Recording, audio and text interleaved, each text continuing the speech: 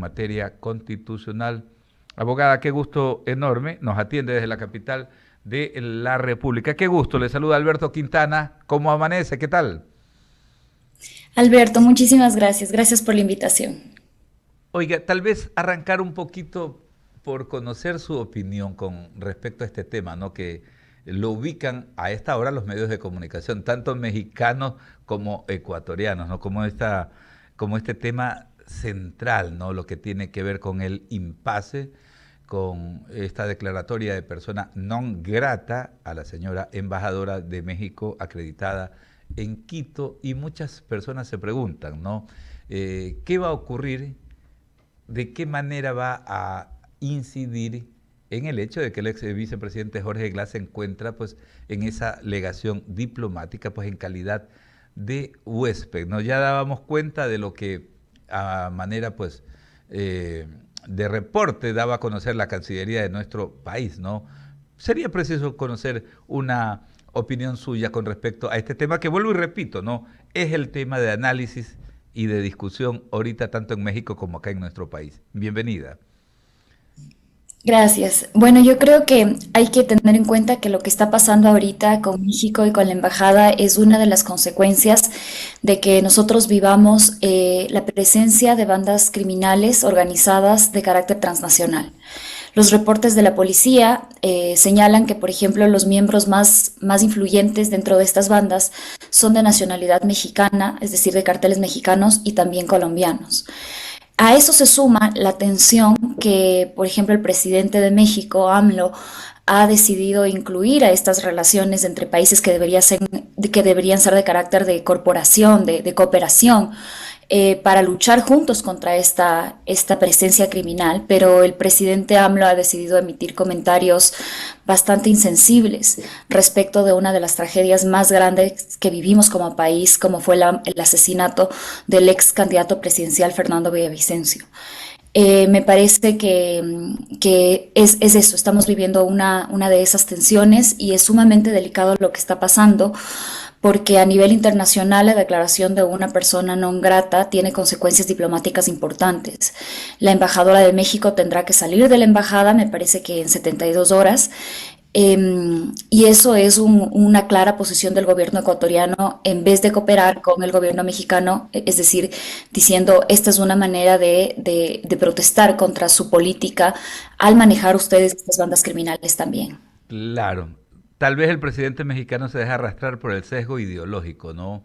Porque es notorio aquello, cuando los periodistas, nuestros colegas mexicanos, por ejemplo, le preguntan que se pronuncie sobre temas que pasan en Latinoamérica, el tema electoral, por ejemplo, en Venezuela, ¿no? La forma como gobiernan en Nicaragua o en Cuba, él dice que prefiere no interferir, pues, en temas de política de cada uno de los países, pero en cambio se mete con este tema de acá.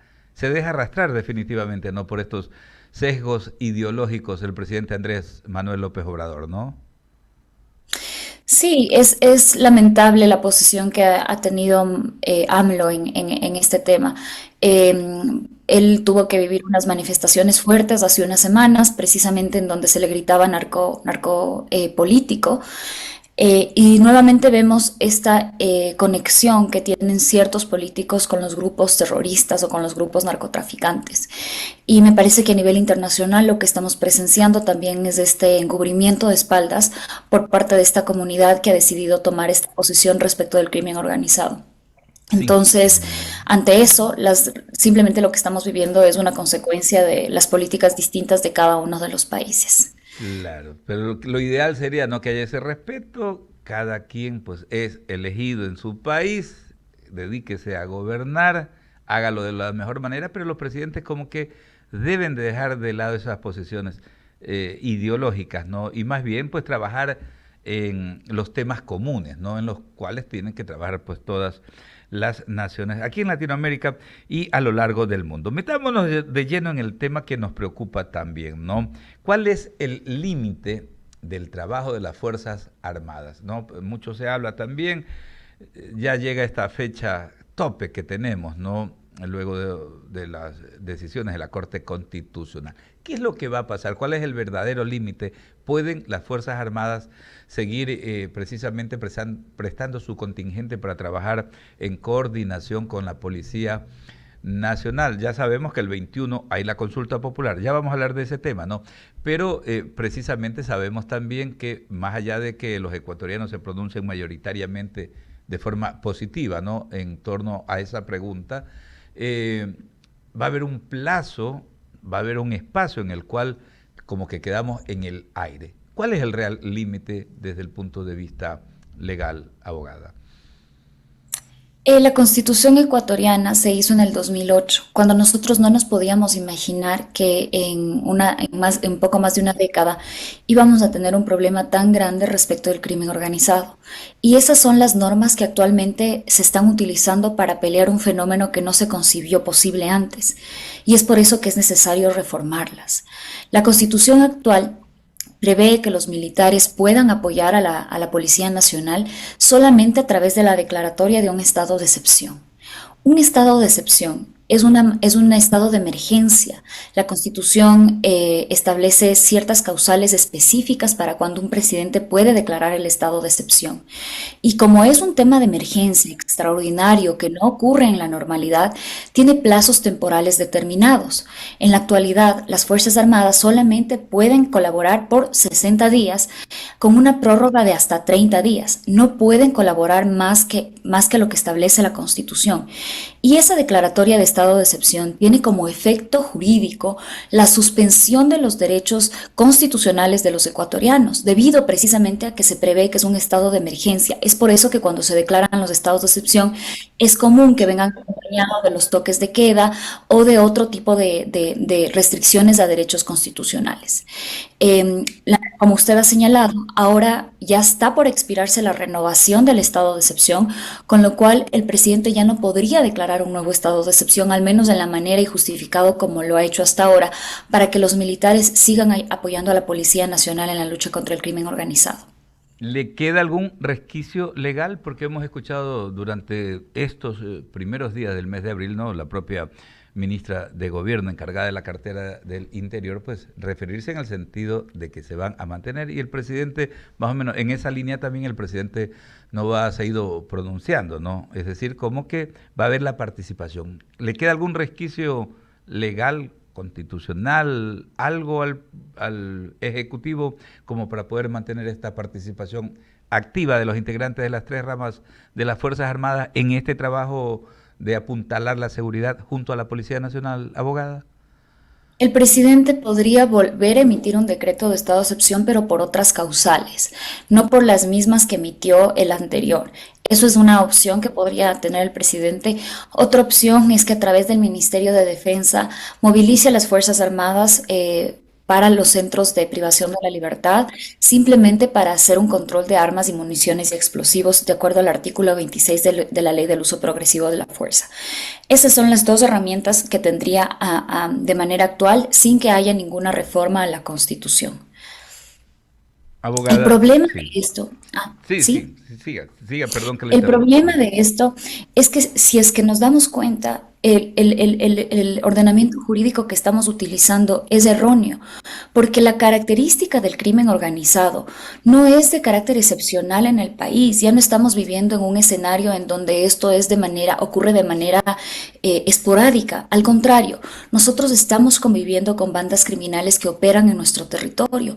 Entonces, no es correcto que nosotros utilicemos una figura que está diseñada para emergencias, como si es que esta fuera la solución. Nosotros lo que necesitamos es tratar de tener un ordenamiento jurídico que se ajuste a esta nueva realidad y que provea de medidas estructurales para el fortalecimiento de la fuerza pública. Y es por eso que es importante cambiar el rol de las Fuerzas Armadas.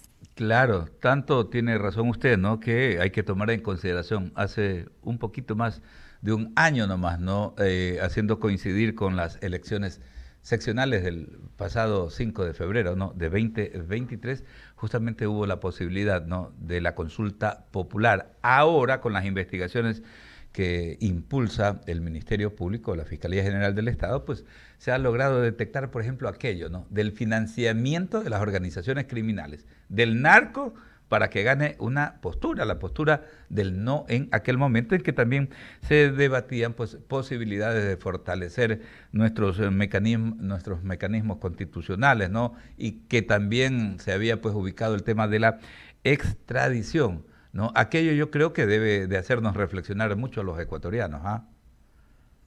Yo estoy completamente de acuerdo con usted. A veces esta disidencia política que tenemos no, se lleva lo mejor de nosotros.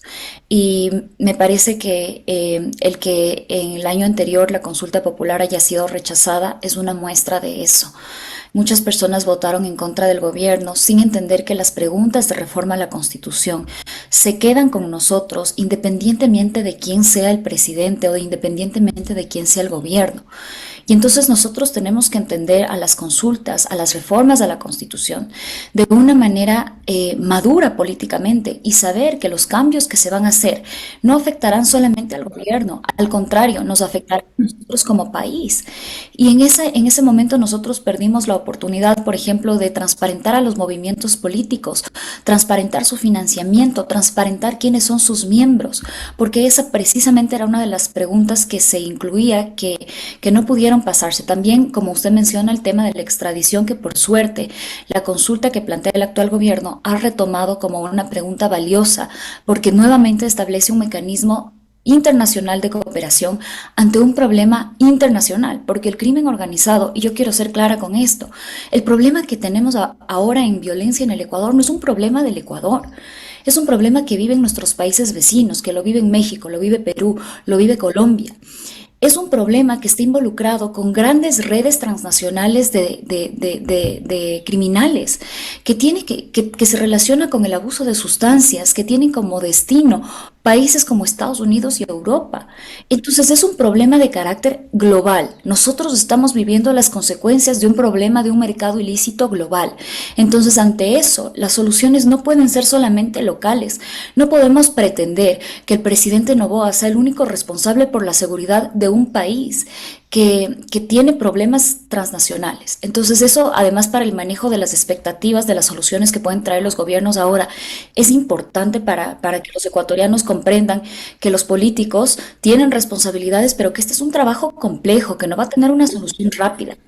Por supuesto que sí, ¿no? Y este es un tema que debe de ser, tal como nosotros planteábamos en la ocasión anterior, en febrero del 2023, ¿no? Esto debe ser asumido, ¿no? Como una consulta, como un tema eminentemente ciudadano, pero más bien son desde las organizaciones políticas algunos líderes que en vez de precisamente con la fortaleza que deberían de tener, ¿no? En vez de conducir hacia allá el tema, se encargan de politizar, de desvirtuar y de terminar confundiendo, ¿no? Porque hay mucha gente que tiene sus intereses que ahora vemos van de la mano con los intereses de las organizaciones criminales. Lamentablemente hay que decirlo, ¿no? Y en esa medida, ¿qué es lo que se le puede plantear a los ciudadanos para que no se caiga nuevamente en esta confusión, para establecer que esto no es una medición de popular del presidente que esté en funciones, llámese ahora pues Daniel Noboa Sin, sino que se tratan de temas medulares para el avance o el retroceso de nuestra nación, abogada? Lo que voy a decir para mí es un acto de coherencia. Lo repetí incansablemente hace más de un año y lo vuelvo a decir. Lo que tenemos que hacer los ciudadanos es informarnos antes de votar. No debemos permitir que nadie nos diga cómo votar, tenemos que entender las consecuencias de nuestro voto. Eso es lo que tenemos que hacer los ciudadanos. Para poder aportar a este problema, tenemos que traer un poco de sensatez al debate público. Tenemos que escuchar a las voces de los ciudadanos que están tratando de explicar las preguntas o que están tratando de exponer los beneficios y también las desventajas de cada una de las preguntas y hacer un ejercicio personal y público de real deliberación. Porque si es que nosotros vamos a votar también como fanatismo, todo sí o todo no, vamos a vivir las consecuencias de eso. Si es que creemos que la consulta es la solución para todos los problemas, lo dije antes, cuando era la proponente, y lo digo ahora. La consulta es una herramienta, pero no hay 10 preguntas o no hay 11 preguntas que puedan solucionar los problemas complejos que tiene el país. Y nosotros tenemos que ajustar nuestras expectativas para entender que lo que se puede hacer es aportar a esto. Y por supuesto que la extradición aporta a esto y el fortalecimiento de las Fuerzas Armadas aporta a solucionar el problema. Pero nosotros tenemos que vivir con problemas complejos que vienen, como le explicaba, heredados de fuerzas que son más grandes que el Ecuador. Y también deberíamos exigir a nuestros políticos que tengan una política de seguridad clara, entendiendo que esto es un problema transnacional. El manejo de las relaciones diplomáticas tiene que hacerse con seriedad y con respeto. Y además, entendiendo que si es que no cooperamos entre países para luchar contra esto, estamos perdidos, porque es un problema, como digo, que no depende solamente del Ecuador. Claro, esto tiene que ser pues una lucha regional, tiene que ser una lucha integral, ¿no? El conjunto de las naciones debe estar clarísima. Acá desde Latinoamérica, colaborar con la Unión Europea, desde la Unión Europea tienen que preocuparse también, ¿no? Porque justamente, ¿no? Muchos de sus puertos están siendo utilizados para la descarga de los narcóticos. Oiga, y en esa línea precisamente, ¿no? De brindar nuestros aportes, ustedes desde esa arista, ¿no? Del análisis y nosotros como medio de comunicación, pues reiterarles a los ecuatorianos, a quienes nos escuchan y nos siguen, que son 11 preguntas en total, ¿no? Para el domingo 21 de abril. Son 6 de referéndum, ¿no? 6 de referéndum y 5 de consulta popular, ¿no? Así es, ¿no? Y en ese marco, pues, ahí está, ¿no?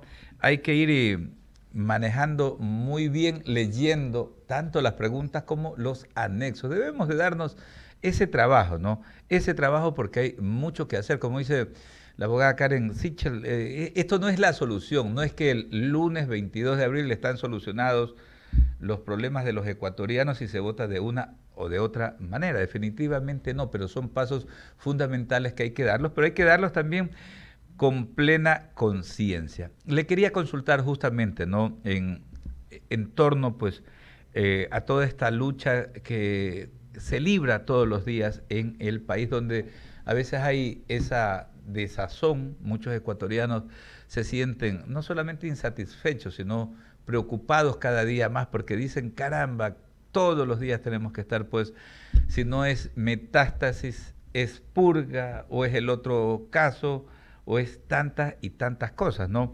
Le quería preguntar esta necesidad de la aplicación de la ley de extinción de dominio, porque vemos sorprendentemente, ¿no?, que se apresan a personajes, no solamente del ámbito político, del ámbito delincuencial, en fin, ¿no? Y se incautan propiedades, pero como que no hay los mecanismos adecuados todavía para que esas propiedades precisamente sean, pues, ya utilizadas por la sociedad. ¿Qué es lo que debe de hacerse exactamente? ¿Qué tanto se pudo avanzar en torno a este tema de la ley de extinción de dominio como para que sirva como una herramienta que, unida, por ejemplo, al trabajo que hace el Servicio de Rentas Internas, la UAFE, y ya la aplicación plena de este marco legal, nos sirva como sociedad, abogada? Sí, a ver, solo hacer una explicación general para poner en contexto lo que vamos a votar el 21 de abril, ya en pocos días. Vamos a votar respecto, como usted decía, de preguntas de referéndum y preguntas de plebiscito. Las preguntas que se conocen de referéndum son aquellas que van a modificar el texto constitucional. Entonces, por ejemplo, actualmente la Constitución prohíbe la extradición de ecuatorianos. Una pregunta de referéndum busca modificar el artículo 79 y permitir que ahora se puedan establecer relaciones internacionales con los otros países de cooperación para que nosotros enviemos a través de un proceso legal a los criminales que son requeridos por otro país y sean juzgados en otro país. Entonces, el clásico ejemplo de esto es el narcotráfico. Y es por eso que hemos visto en las noticias que los narcotraficantes le tienen miedo a la extradición. Famosamente, Pablo Escobar decía que él prefería vivir toda su vida en una cárcel en Colombia que ser extraditado a los Estados Unidos. Perdón, morir en Colombia a vivir en una cárcel en Estados Unidos. Entonces los narcotraficantes le tienen miedo a la justicia que ellos no pueden manipular y es por eso que la extradición es importante. Ese es un ejemplo de una pregunta de referéndum. De referéndum. Pero también tenemos las preguntas de plebiscito, que son, en este caso, son 6 preguntas de plebiscito. Las preguntas de plebiscito no buscan modificar ninguna norma, no buscan alterar ni la Constitución ni la ley. No se nos está preguntando si es que estamos de acuerdo en que el presidente mande proyectos de ley según la temática de cada una de las preguntas para que la Asamblea las debata y las apruebe. Y respecto de estas preguntas, está precisamente lo que usted mencionaba, el fortalecimiento de la ley de extinción de dominio. La ley de extinción de dominio, lo que es, en palabras sencillas, establece ciertos mecanismos para que el Estado pueda hacerse de los bienes de los criminales, es decir, pueda tomar esos bienes y usar esos bienes, eso es lo que busca la pregunta, para luchar contra el crimen organizado. Tomar esas municiones, tomar esos explosivos, no sé, subastar esas casas, esas mansiones y tomar esos recursos para fortalecer a la fuerza pública. La ley actual de extinción del dominio tiene ciertos problemas que la fiscal Diana Salazar ha apuntado con claridad.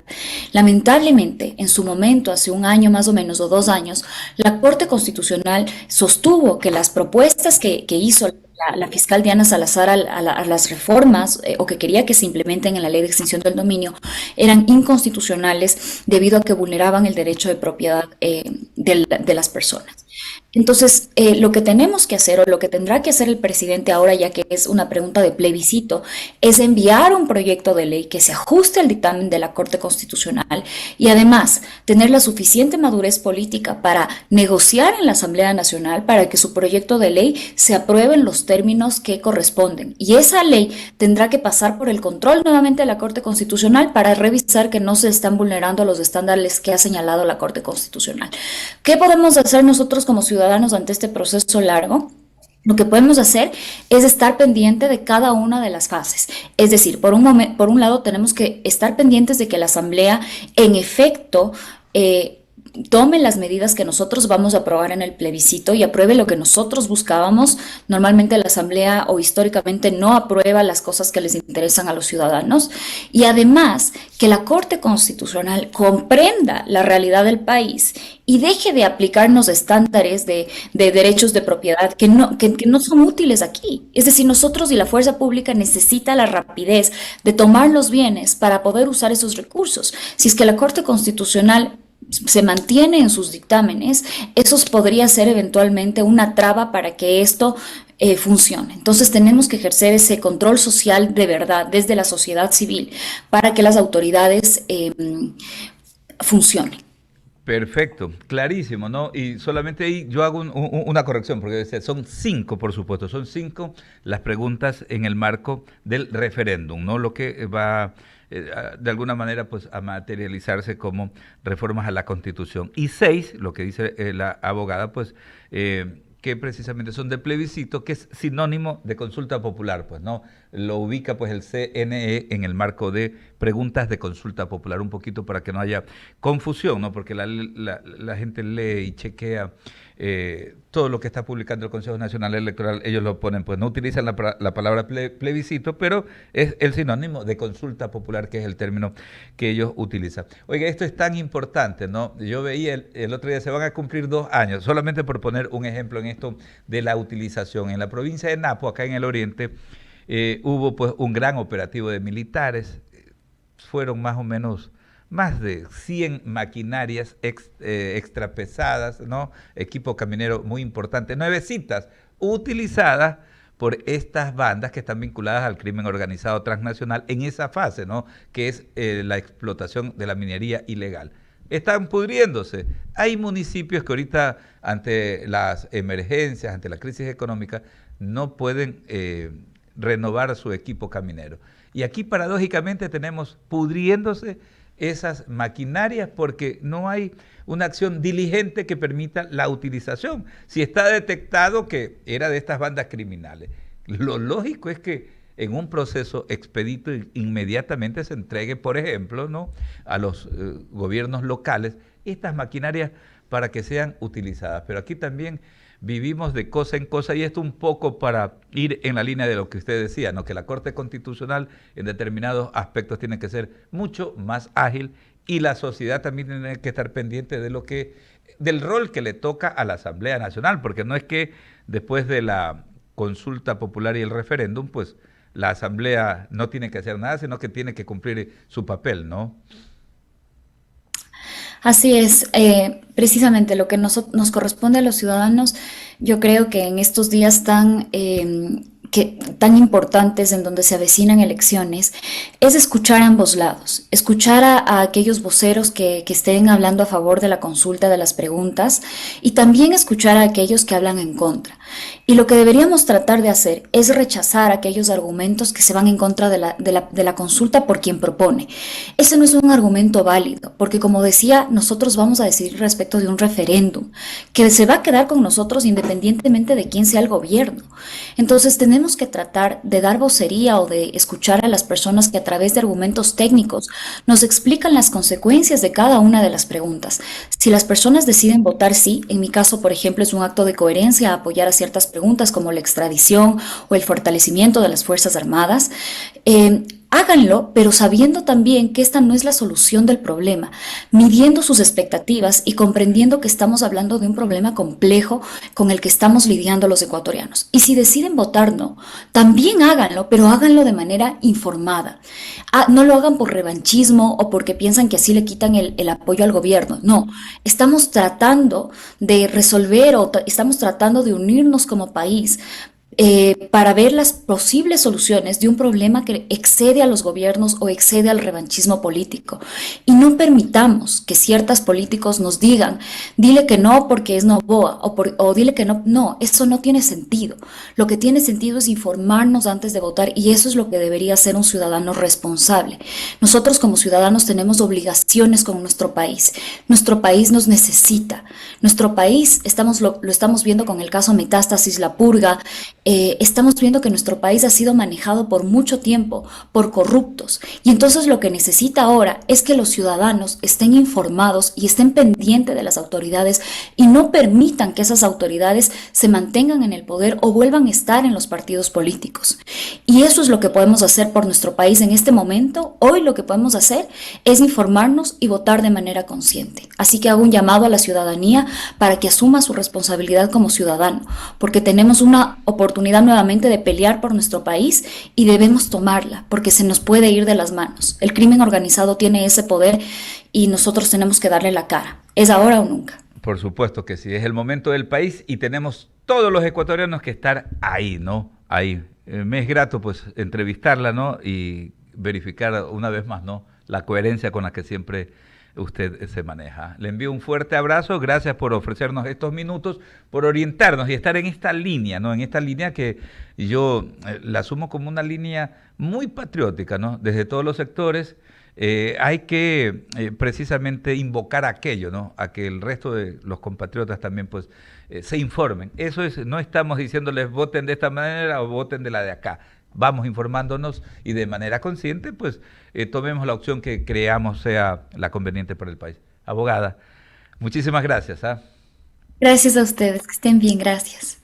Desde Quito, la abogada Karen Sichel, experta en materia constitucional, refiriéndose a estos temas pues tan importantes, tan palpitantes. 7:29, hora de marcar una nueva pausa.